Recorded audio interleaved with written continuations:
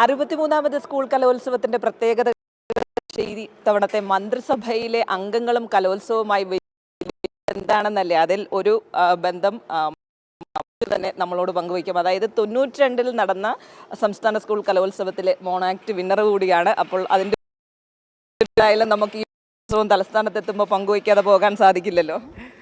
കലോത്സവങ്ങൾ ഭയങ്കര ആവേശമാണ് ഇപ്പോഴും തരുന്നത്. ഇപ്പോൾ നമ്മൾ ഇവിടേക്ക് വരുമ്പോഴേ നമ്മുടെ മനസ്സിൽ അതിന് പുറത്ത് വെച്ച് സ്റ്റേഡിയത്തിന് പുറത്തുള്ള അനുഭവമല്ല ഇവിടേക്ക് വരുമ്പോൾ ഉണ്ടാവുന്നത്.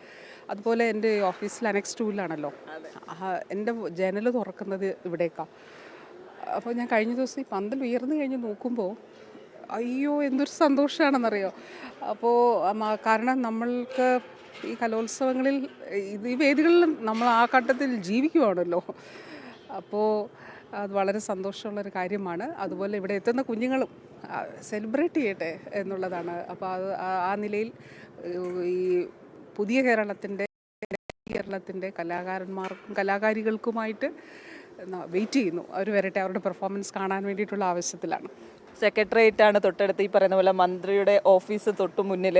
തലസ്ഥാനത്ത് പുറത്തിറങ്ങിക്കഴിഞ്ഞാൽ എങ്ങോട്ട് നോക്കിയാലും ഇനി 5 ദിവസം ഈ ഉത്സവമാണ്. ഉറപ്പായിട്ടും ഓഫീസിൻ്റെ അടുത്ത് നമ്മുടെ പ്രധാന വേദി, ഞാൻ താമസിക്കുന്നതിനടുത്ത് നമ്മുടെ സാംസ്കാരിക വകുപ്പിൻ്റെ അവിടെ ഒരു വേദിയുണ്ട്. അതായത് ചുറ്റും വേദിയാണ്, ഇവിടെ എല്ലാം വേദികളാണ്. അപ്പം ഞാനന്ന് ഓർക്കുന്നു, നമ്മൾ ഒരു ഇനം കഴിഞ്ഞിട്ട് അടുത്തൊരു ഇനം ചിലപ്പം അതേ ദിവസം വേദിയിൽ നിന്ന് വേദിയിലോട്ടൊരു ഓട്ടം ഉണ്ടല്ലോ. അപ്പോൾ അതൊക്കെ ഓർക്കുകയായിരുന്നു. പിന്നെ അത് മാത്രമല്ല, ഒരുപാട് ഇപ്പോൾ സ്കൂളിന് പുറത്ത് ഒരുപാട് സുഹൃത്തുക്കളെയും നമുക്ക് കലോത്സവ വേദികൾ നൽകിയിട്ടുണ്ട്.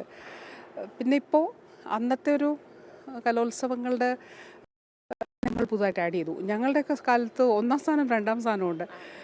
എനിക്ക് തോന്നുന്നു അതിനേക്കാളും തന്നെയാണ്. കാരണം ഈ കുറച്ചുകൂടി ഒരു ഹെൽത്തിയർ കോമ്പറ്റീഷൻ ഉണ്ടാകുന്നതിന് വേണ്ടി. പക്ഷെ ഞാൻ 92-ലെ ഒരു വ്യത്യസ്തമായിരുന്നു. അതായത് 92-ൽ ജഡ്ജസ് തന്നെ ഒരു 3 or 4 പേരുണ്ടായിരുന്നു ജഡ്ജസ്. അപ്പോൾ അവർ തന്നെ ഈ പെർഫോമൻസ് എല്ലാം മത്സരം കഴിഞ്ഞിട്ട് അവർ തന്നെ ഒന്നിച്ചിരിക്കും. സംഘാടകരാരും അവരുടെ അടുത്തേക്ക് പോവില്ല. അവർ തന്നെ ഒന്നിച്ചിരുന്ന് അവർ തന്നെ മാർക്കിട്ട് അവർ തന്നെ സ്റ്റേജിൽ കയറിയിട്ട് അനൗൺസ് ചെയ്യും. അപ്പോൾ ഞാൻ ഓർക്കുന്നു, ഞാൻ ഇങ്ങനെ ഇവിടെ വെയിറ്റ് ചെയ്യുക. രാത്രി ഒരു പുലർച്ചെ 2:30-3 മണിയൊക്കെ ആയി. അപ്പോൾ ആരും പോയിട്ടില്ല. മത്സരിച്ച കുട്ടികളും രക്ഷകർത്താക്കളും അധ്യാപകരൊക്കെ അവിടെ തന്നെ ഇരിക്കുകയാണ്. അവിടെയാണ് 92-ൽ 1ാം സ്ഥാനം നമ്മുടെ ചെസ് നമ്പർ വിളിക്കുന്നത്. അപ്പോൾ അത് ഭയങ്കര അതിൻ്റെ ഏറ്റവും സന്തോഷത്തോടെ ഓർക്കുന്നത് ഇതുകൊണ്ട് കൂടിയിട്ടാണ്. അതായത് ജഡ്ജസ് അപ്പോൾ തന്നെ മാർക്കിട്ടിട്ട് അപ്പോൾ തന്നെ കയറി അവിടെ അനൗൺസ് ചെയ്ത് ചെസ് നമ്പർ അനുസരിച്ച പേരല്ല.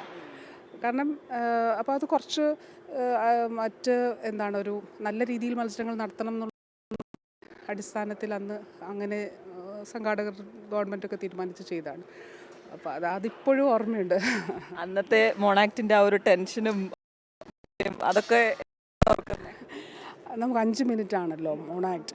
അപ്പം നമുക്ക് 5 സെക്കൻഡ്സിൻ്റെ വ്യത്യാസത്തിൽ ചിലപ്പോൾ ബെല്ലടിക്കുമ്പോൾ പിന്നെ കേട്ടൻ താഴും. നമുക്കിത് പെർഫോമൻസ് കൃത്യം 1-2 സെക്കൻഡിൻ്റെയൊക്കെ വ്യത്യാസത്തിൽ അവസാനിപ്പിക്കണം. അതുപോലെ ഒരു ലാഗ് കഥാപാത്രത്തിൻ്റെ സംഭാഷണത്തിൽ ആവശ്യപ്പെടുന്നുണ്ടെങ്കിൽ കൊടുക്കണം, അഭിനയത്തിന് വേണ്ടിയിട്ട് ഉണ്ട്. പക്ഷേ അതിനപ്പുറത്തേക്ക് ഒരു വലിയ മൈക്ക് വോയിസ് മോഡുലേഷൻ വളരെ പ്രധാനപ്പെട്ടതാണ്. മൈക്കിൻ്റെ പൊസിഷൻ വളരെ പ്രധാനപ്പെട്ടതാണ്. ഞാൻ ഒരു മൈക്കേ യൂസ് ചെയ്തിട്ടുള്ളൂ, ഒരു മൈക്ക്. കാരണം പല മൈക്ക് യൂസ് ചെയ്യുന്ന പെർഫോമൻസുകളുണ്ട്. പക്ഷേ ഞാൻ അന്ന് എനിക്ക് 1ാം സ്ഥാനം കിട്ടിയതിൽ ഞാൻ ഒരു മൈക്കാണ് യൂസ് ചെയ്തത്. പിന്നെ ഭാഷ, പിന്നെ സാഹചര്യങ്ങൾ പലതായിരിക്കുമല്ലോ. ഇപ്പോൾ നമ്മൾ കയറുമ്പോഴുള്ള സാഹചര്യം, വേദിയുടെ സാഹചര്യം, ഓഡിയൻസിൻ്റെ സാഹചര്യം. പക്ഷെ അപ്പോഴും നമ്മൾ ഉൾക്കൊണ്ടാണല്ലോ പെർഫോം ചെയ്തത്. മറ്റൊന്നും നമ്മുടെ മുന്നിലില്ല. ഇങ്ങനെ എന്ത് സംഭവിച്ചാലും നമ്മൾ കഥാപാത്രങ്ങളായിട്ട് ചെയ്യുക എന്നുള്ളതാണ്. അപ്പോൾ തീർച്ചയായിട്ടും അതൊരു പറഞ്ഞറിയിക്കാൻ പറ്റാത്ത ഒരു എക്സ്പീരിയൻസും ഒരു സന്തോഷമാണ്. അപ്പോൾ ഈ തവണ ഈ കലോത്സവത്തിനകത്ത് കുഞ്ഞുങ്ങളോടുള്ള ഒരു മന്ത്രി എന്ന നിലയിലും കലാകാരി എന്ന നിലയിലുമുള്ളൊരു അവർക്കുള്ളൊരു സന്ദേശം എന്തായിരിക്കും? നമ്മുടെ കേരളത്തിലെ ഓരോ കുഞ്ഞും അവർ ടാലൻറ്റഡാണ്. ഒരു തരത്തിലല്ലേ മറ്റൊരു തരത്തിൽ എല്ലാവർക്കും കഴിവുള്ളവരാണ്. അതിൽ കുറച്ച് കുഞ്ഞുങ്ങളാണ് ഇവിടേക്ക് എത്തപ്പെടുന്നത്. അവർക്കാണ് എത്തുന്ന കുഞ്ഞുങ്ങളോട് പ്രത്യേകിച്ച് പറയാനുള്ളത്, നിങ്ങൾ ഈ അവസരം കൂടെ ചെയ്യണം. സെലിബ്രേറ്റ് പെർഫോമൻസ് ഒരു സെലിബ്രേഷൻ ആണെന്നാണ് ഞാൻ കരുതുന്നത്. അത് ഭരതനാട്യം ആകട്ടെ, മോഹിനിയാട്ടമാകട്ടെ, ഫോക്ക് ഡാൻസ് ആവട്ടെ, അതല്ല മോണാക്ട് ആകട്ടെ, മിമിക്രി ആകട്ടെ, നമ്മുടെ ഇമോഷൻസിൻ്റെ, പിന്നെ നമ്മൾ കുറേ പഠിച്ച കാര്യങ്ങൾ, നമ്മൾ ഗുരുക്കന്മാരിൽ നിന്ന് അഭ്യസിച്ച കാര്യങ്ങൾ നമ്മളാകുന്ന പ്രോസസ്സ് ചെയ്തിട്ടാണല്ലോ ഇത് പെർഫോം ചെയ്യപ്പെടുക. അപ്പോൾ അത് തീർച്ചയായിട്ടും ആ രീതിയിൽ സന്തോഷിക്കാനും ആഘോഷിക്കാനും കുഞ്ഞുങ്ങൾക്ക് കഴിയട്ടെ. നിങ്ങളുടെ ജീവിതത്തിലെ ഏറ്റവും പ്രധാനപ്പെട്ട അവസരമാണിത്. അതുപോലെ കുഞ്ഞുങ്ങൾക്ക് അധികം ടെൻഷനൊന്നും കൊടുക്കണ്ട. അവർ നല്ലതായിട്ട് പെർഫോം ചെയ്യും. അവർ പെർഫോം ചെയ്യട്ടെ.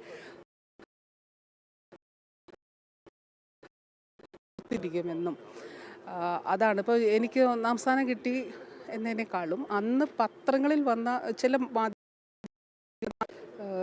ഉണ്ടല്ലോ പെർഫോമൻസ് സംബന്ധിച്ച, അതാണ് നമ്മൾ ഓർത്തിരിക്കുന്നത്. അപ്പോൾ 1ാം സ്ഥാനം കിട്ടി വന്ന പടത്തിനേക്കാൾ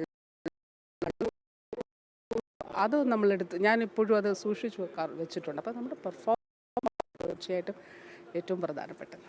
ഓക്കെ, വളരെയധികം നന്ദി. അപ്പോൾ ഈ രീതിയിലാണ് സംസ്ഥാന മന്ത്രിസഭയിലെ ഓരോ മന്ത്രിമാർക്കും അതിൽ ഏറ്റവും പ്രധാനപ്പെട്ടത് വീണ ജോർജിൻ്റെ തന്നെയായിരിക്കും. കാരണം മോണോ ആക്റ്റിൽ 1ാം സ്ഥാനം 92-ൽ നേടുന്നത്. അതുകൊണ്ട് തന്നെ ഇത്തരം